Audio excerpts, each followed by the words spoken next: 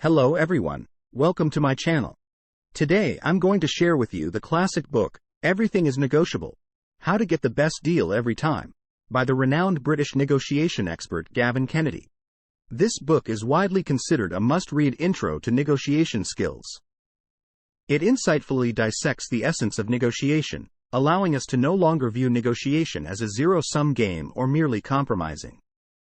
Instead, we see that the goal of negotiation should be balancing and maximizing both parties' interests. First, let's look at what the essence and purpose of negotiation really are. Negotiation is the process whereby two parties communicate and exchange ideas around issues of shared concern, in order to solve problems and reach agreements. This contains two key words: communication and problem solving. Therefore, the essence of negotiation is not confrontational or aimed at determining a winner and loser. Rather, through understanding each other, both sides find mutually acceptable solutions. For example, a crying baby wants milk but the mother wants time alone to read.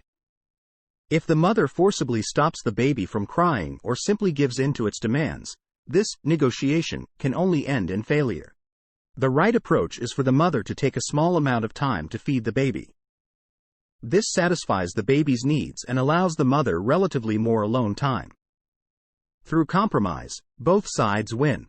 So the goal of negotiation is not to decide on a winner and loser, but to balance and maximize both parties' interests, just as a man and woman do when finding a suitable partner. As long as both meet the other's basic requirements, it's a successful negotiation and both obtain their ideal partner. This is what the author wants to tell us about the essence and purpose of negotiation. Next, let's look at common mistakes made during negotiations.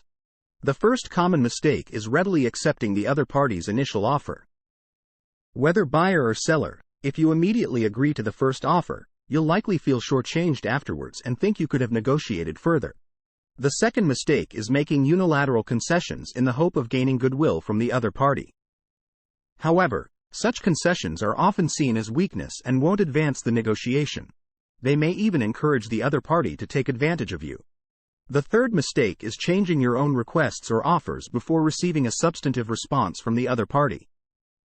This signals to them that you lack principles and can be easily swayed, so they'll patiently wait for you to concede further.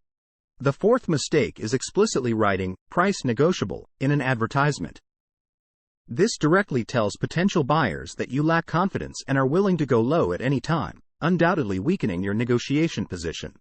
The fifth mistake is being dazzled by the other party's ostentatious office environment, feeling they must be very powerful and you are at a psychological disadvantage, leading to poor negotiating decisions. We should avoid these 5 mistakes to prevent getting shortchanged or played in negotiations. Next, let's look at a few tactics to improve negotiation skills. The first tactic is using your own opening price to anchor them. For example, if you want to buy a used car with a budget of $9,000, start forcefully at $8,000.